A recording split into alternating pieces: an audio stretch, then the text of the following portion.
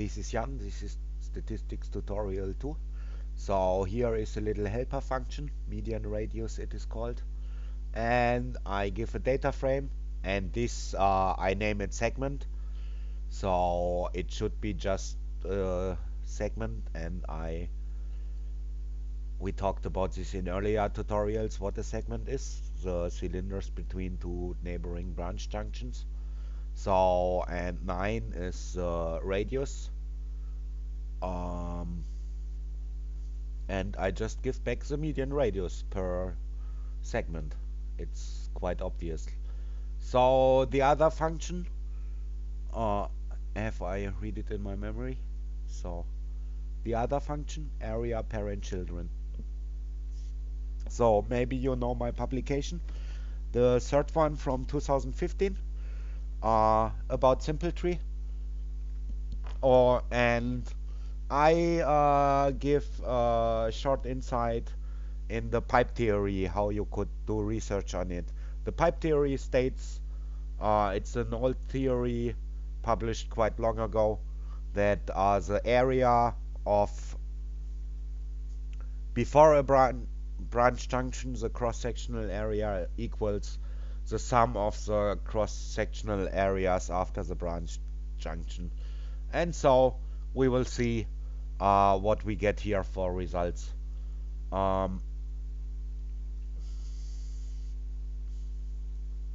So I give my data frame, see tutorial 1, this is the file, and bin width. This is just a float value. So I give back in row 12 of data.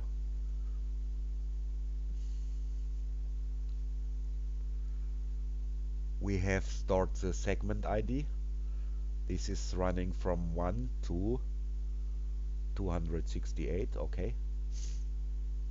So this should be 268. What? No.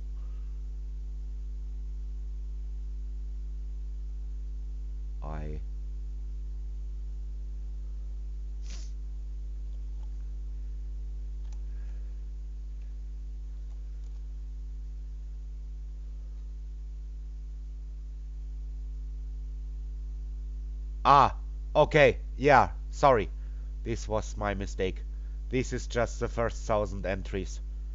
So it's not the whole file is plotted. This is an rsync or of the editor. I was half right. So we have 740 segments, and I create an empty data frame called area.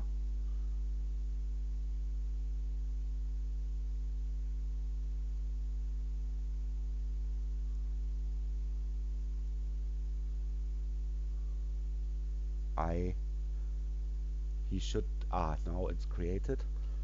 It has the area for the parent segment and the sum of the areas for all child segments. So I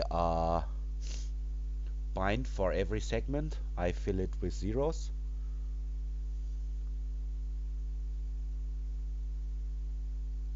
Why he is not?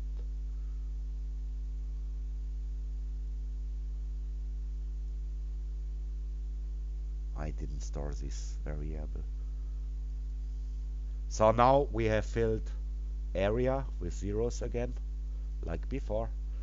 And now I iterate the second time. And I get a subdata frame called data parent, which contains, so I iterate I, the variable I, takes all the segment IDs, so all the numbers from 1 to 740. And so here in the first run I look for all rows like before which have the segment ID 1. So this should give me the indices inside my data frame, which have like the segment ID 1. And so this is then my desired subdata frame. 4 rows it will have. And we see segment ID. So I is still 740. I should have it. It does not matter. I is 740, and we are at the 740th segment. So at the end of the loop already. But then I call this helper function. So this is a segment, all the entries, and we discussed that this function gives me the median radius of this segment.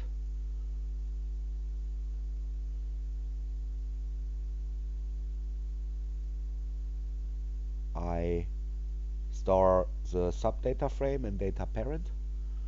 I compute the radius with the helper function, and now I fill the entry. So here this is pi. This is a conversion into centimeters, I think.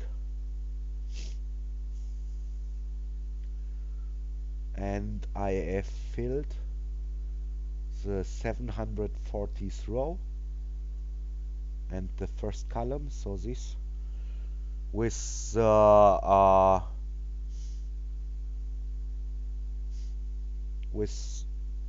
segments area.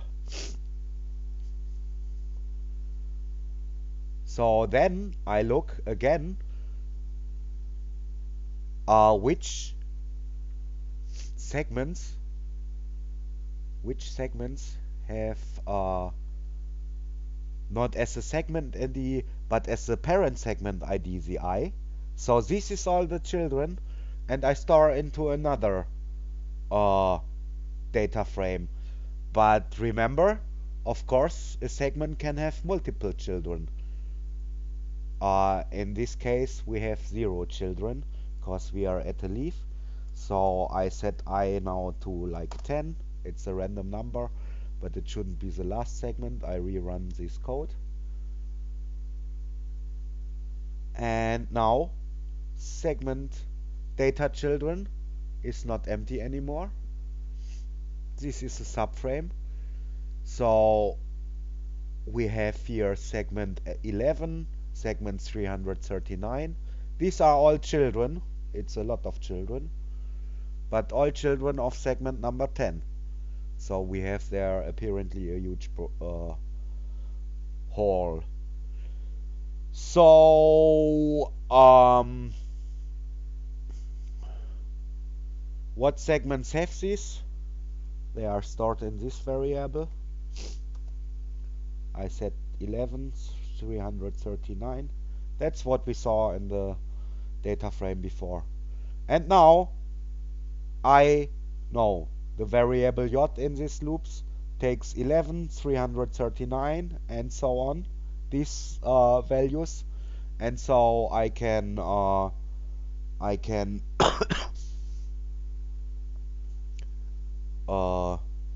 so let's say j is 11.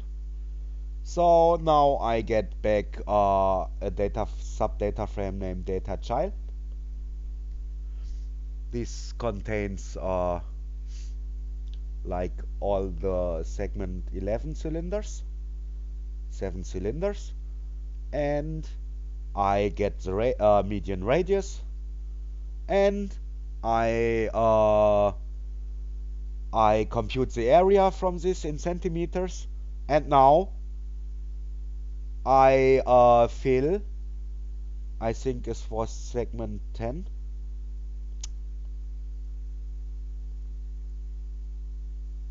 And now I fill in the 10th row I add the volume of this child segment. So I get confused a little bit.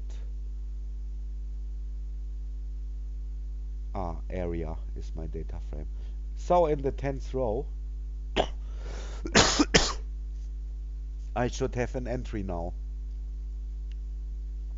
which I don't have.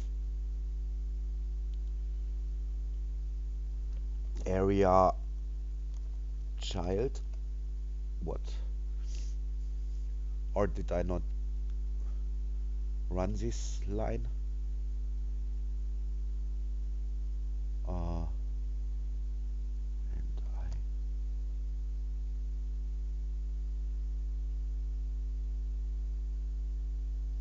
I do not understand.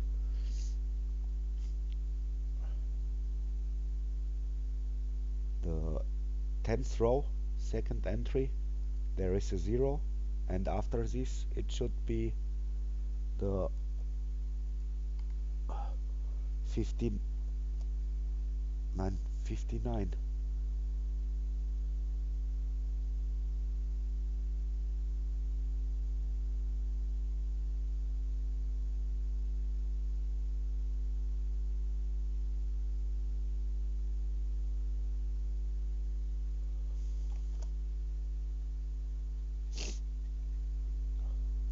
I'm sorry, I should prepare better, but okay, no, we have apparently an entry, and I did add it up 2 times. I don't know why it did not show up here. Now we have the entry. I don't know. Again, an error in the editor, I guess. I should have added only 1 time, not 2 times. And so we add also for the segment, which is child segment, which is 339. So we redo this with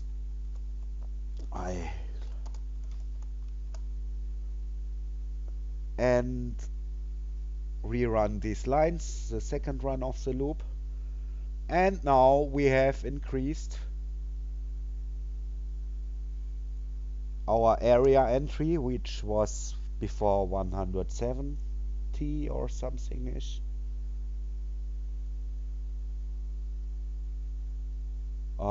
With a small value. Area child shouldn't be that large.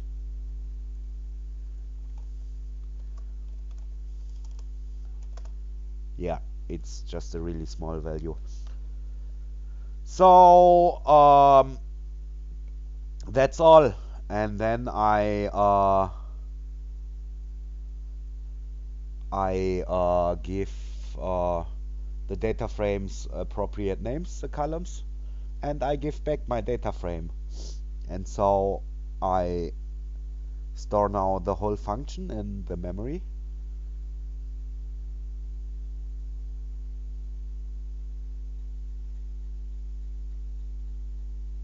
And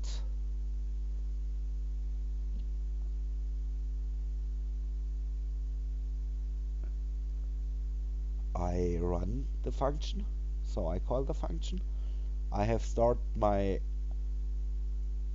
data frame, has now all these entries. It's stored in with the name area.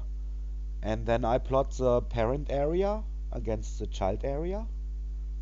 So this is already looking quite nice. And I fit in here a linear model. And I will discuss something now soon. And I plot the model and I get the values. So the multiple R squared has to be read carefully, because of course residuals are not normally distributed, but still it's decent values. The slope is only 90%. If you read my publication, it's a lot higher, and I know why.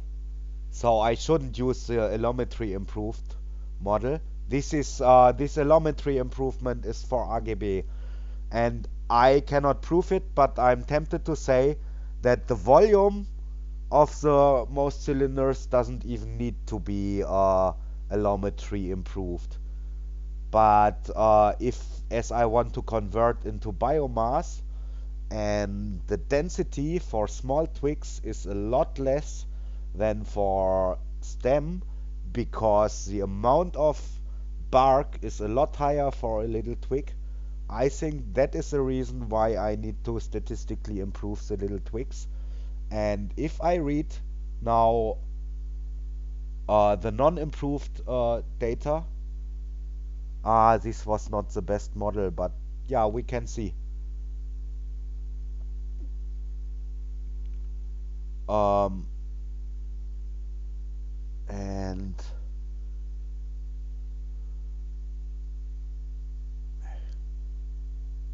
this should be even more erroneous. I didn't pay so much in the modeling. It looks decent. And we have a higher slope that was expected.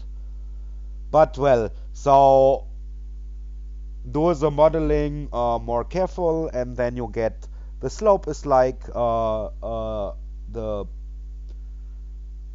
the children segments contain only 92% roughly of their parent segments area. So why it is like this, and why there is a deviation from the pipe model theory?